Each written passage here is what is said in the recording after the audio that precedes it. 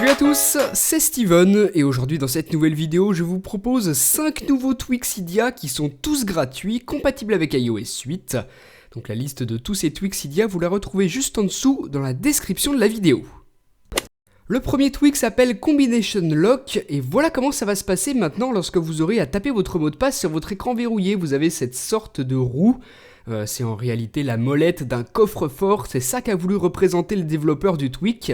Donc pour entrer le mot de passe, ça se passe bien justement comme avec la molette d'un coffre-fort, tourner dans un sens pour entrer un chiffre, tourner dans l'autre sens de la roue pour entrer un autre chiffre et ainsi de suite jusqu'à taper votre code à 4 chiffres. Si le code est bon, ça déverrouille mon iPhone, donc voilà comment ça fonctionne, vous comprenez le principe. En glissant sur la gauche sur votre écran verrouillé, vous avez cet affichage qui apparaît et vous sélectionnez votre code de sécurité en faisant glisser les chiffres comme ceci.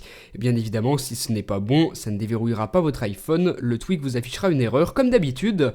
Et pour aller plus vite, vous pouvez aussi directement taper sur les chiffres, ça évite de perdre du temps et ça déverrouille tout aussi bien votre iPhone. Vous avez donc deux choix possibles, soit vous tapez sur les chiffres pour vraiment déverrouiller le plus rapidement possible votre iPhone, ou alors vous utilisez le style coffre-fort en faisant tourner la molette dans un sens puis dans l'autre jusqu'à afficher et sélectionner les 4 chiffres qui composent votre mot de passe. C'est tout simple à utiliser et c'est plutôt sympa. Le second tweak que j'ai sélectionné, gratuit lui aussi, s'appelle MuSwitch et voilà ce qu'il vous affiche dans votre multitâche. Vous voyez que maintenant vous avez les contrôles musicaux accessibles depuis n'importe quelle application lorsque vous affichez le multitâche en double tapant sur le bouton d'accueil comme ceci. Vous pouvez faire play, pause, avancer, reculer et si vous glissez un coup vers la droite, vous avez la pochette de l'album qui s'affiche, alors qu'ici on a simplement le nom de l'artiste et le titre de la chanson.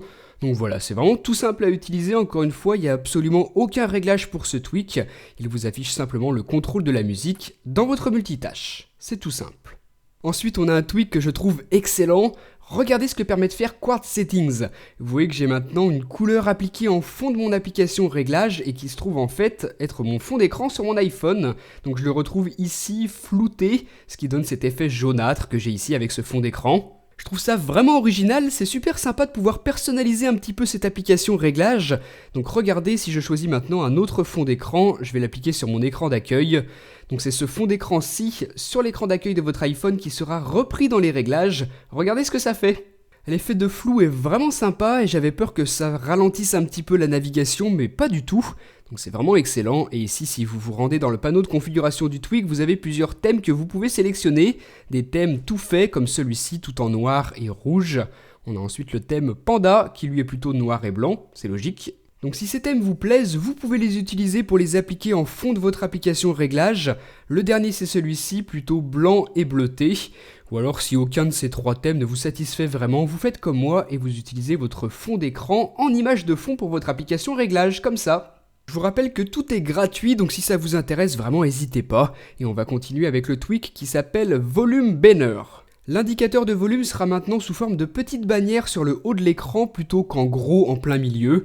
Et dans le panneau de configuration du tweak, vous pouvez apporter plusieurs modifications, par exemple choisir d'afficher la bannière cette fois sur le bas de votre écran. Vous avez ensuite le choix avec un style plutôt clair ou au contraire sombre comme ceci.